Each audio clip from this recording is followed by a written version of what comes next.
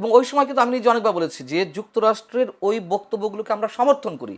একটা free fair নির্বাচন চাচ্ছি, খ্রিস্টান রাজ্য করা সেন্ট হবে, মার্টিন দ্বীপ চট্টগ্রামে একটা চাওয়া। অংশ, সেন্ট মার্টিন দ্বীপে ঘাঁটি গাড়তে চায় যুক্তরাষ্ট্র।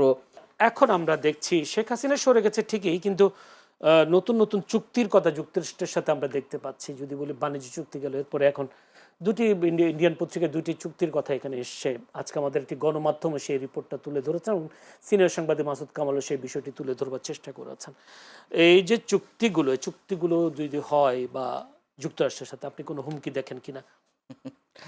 হুমকি না দেখার তো কোনো কারণ নেই, আমরা তো হুমকির মধ্যে আছি।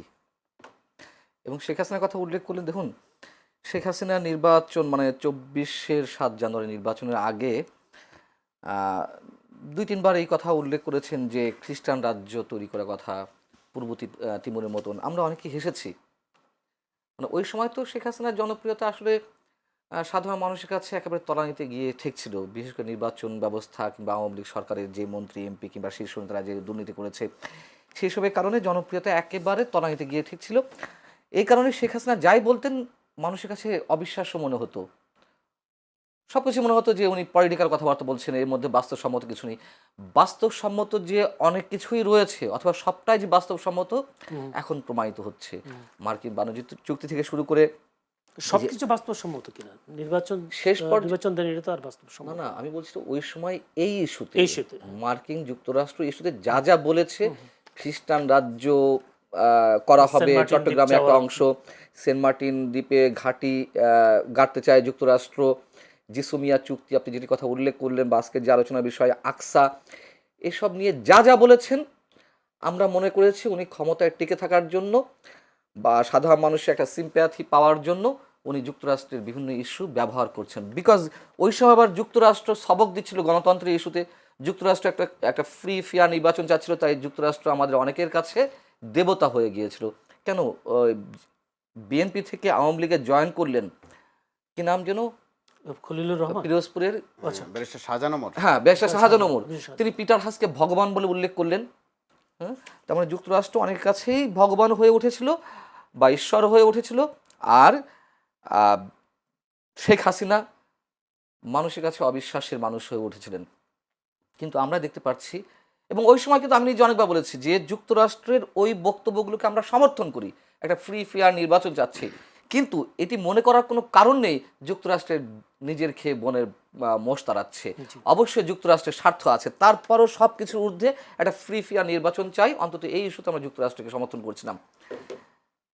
তো এখন এসে শেখ হাসিনা যুক্তরাষ্ট্র কেন্দ্রিক যা যা বলেছেন সবটাই তো সত্য, সবটাই তো। ডিপ স্টেটের কথা বলেছিলেন, ডিপ স্টেটের খেলা তো এখনো চলছে। অতএব আপনি শেখ হাসিনার ওই কথাগুলো কোনটিকে আপনি ফেলবেন?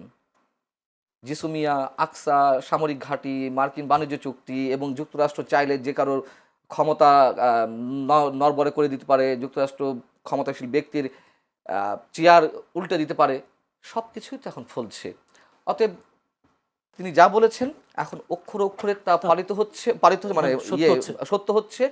এবং খ্রিস্টান রাজ্যের কথা বলি, মাসখানেক আগে দিল্লি থেকে ইউক্রেনের 6 নাগরিক এবং মার্কিন যুক্তরাষ্ট্রের একজন নাগরিক আটক হয়েছেন।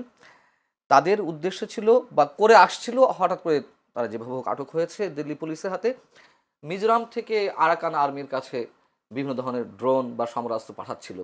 এগুলো ইন্ডিয়ান পত্রিকা নিউজ, ইন্ডিয়ান পত্রিকা তো আর শেখ হাসিনার কেনা নয়।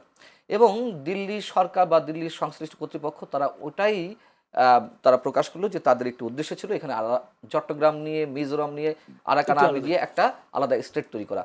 এত বড় একটা ইস্যু আজকে সামনে চলে আসছে, আর সামান্য জিসুমিয়া, আকসা এগুলো তো কোনো বিষয় না। সেক্ষেত্রে মঞ্জুর আলম পানা, আপনাকে একটা প্রশ্ন করতে, সেটা হলো শেখ হাসিনা সে আমাদেরকে পূর্বাভাস দিয়েছিলেন যে যুক্তরাষ্ট্রের কথা শুনলে তিনি থাকতে পারতেন ক্ষমতায়, কিন্তু তিনি এটা ভুল করেছেন কিনা যে একটা সুষ্ঠু নির্বাচন দিয়ে তিনি তো নির্বাচন জিতলে বা ক্ষমতা নিতেন, আর না নিলে ওটা ভুল নয়, ওটা রীতিমতো অপরাধ, অন্যায়।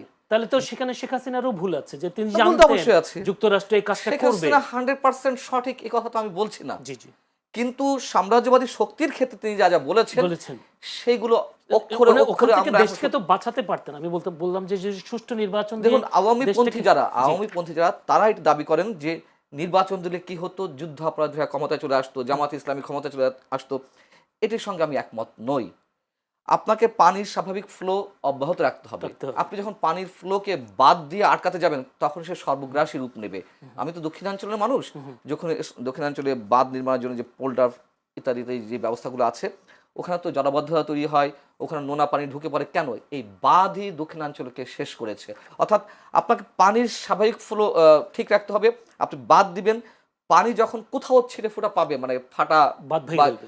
ওই তখন ওটি সর্বগ্রাসী রূপ নেবে। জি। ওখান থেকেই সে অন্যান্য অঞ্চল মানে প্লাবিত করে তুলবে। সো এটাও তো নিশ্চয়ই আমাদের জন্য ভালো নয়, যেটি শেখ হাসিনা করেছেন। জি জি